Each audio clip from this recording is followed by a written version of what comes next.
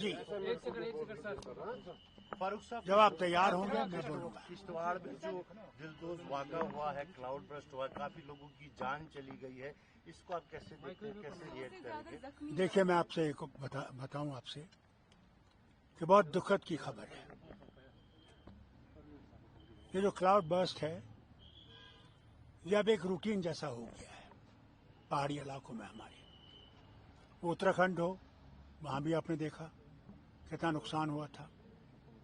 پچھلے سال رام بن میں بھی ہوا، اور اس دفعہ اب مچھیل یاترا جہاں ہوتی ہے اس مندر کے سامنے ہوا ہے، اور لاکھوں لوگ اس یاترا میں جاتے ہیں. تو صحیح بات تو یہ ہے کہ کتنے وہاں پہ مرتیو ہوئی ہے، کتنے وہاں پہ زخمی ہے. ابھی مجھے ایک صاحب نے فون کیا، انہوں نے تو مجھے کہا کہ 400 کے قریب زخمی ہے، اور فوراً ان کو چاہیے کہ ہیلی کاپٹر آ سکے.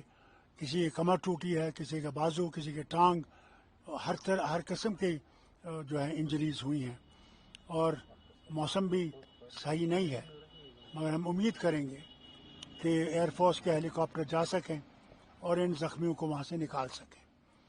کتنی وہاں پہ گاؤں کو کافی نقصان ہوا ہے، مندر کے علاقے میں نقصان ہوا ہے.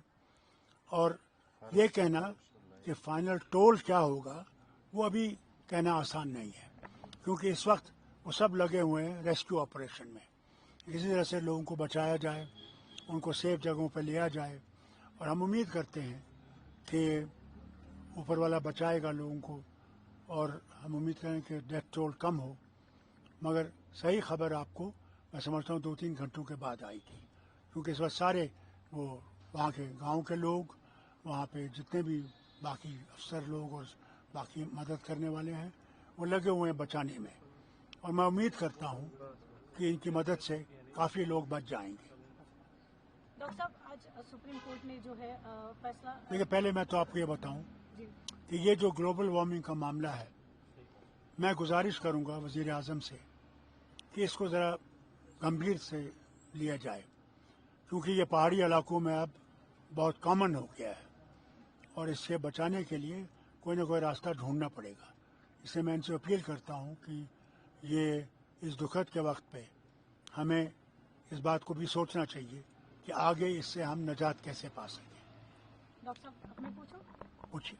سپریم کورٹ نے جو آج سینٹر کو بولا ہے کہ 8 ہفتوں میں آپ ہمیں جو پلیز سپریم کورٹ نے کی تھی ہدایت کہ ریسٹوریشن آف اسٹیٹ ہوڈ ہونا چاہیے، تو آج انہوں نے کہا کہ 8 ویکس ہم سینٹر کو دیتے. آلسو انہوں نے یہ بھی کہا کہ پہلگام جیسے اٹیک کو ہم انڈرمائن نہیں کر سکتے. اس کو دیکھیے کوئی کسی چیز کو انڈرمائن کر نہیں سکتا.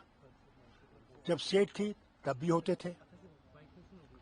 یہ نہیں ہے کہ اسٹیٹ ہوڈ ہی جو ہے وہ اس کی ذمہ دار ہے. وہ تو ہوگا، ہمارے نیبر کے ساتھ ہمارے تعلقات ٹھیک نہیں ہیں، وہیں سے تو آتے ہیں.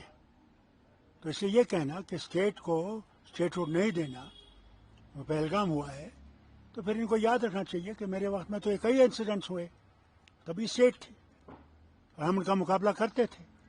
تو یہ کہنا کہ اسٹیٹ ہوڈ ہم روکیں گے یا کریں گے، یہ غلط ہے. یہاں لوگوں کی امیدیں ہیں کہ سپریم کورٹ اسی طرف دیکھے گی اور ہمیں اپنا حق واپس کرے گی، جس کا وعدہ گورنمنٹ آف انڈیا نے بھی کیا ہے، پارلیمنٹ میں بھی کیا ہے، اور پارلیمنٹ سے باہر بھی کیا ہے، اور سپریم کورٹ میں بھی کہا ہے. تو ہم امید کریں گے اس طرح وہ ہمارا حق ہمیں واپس دلائیں.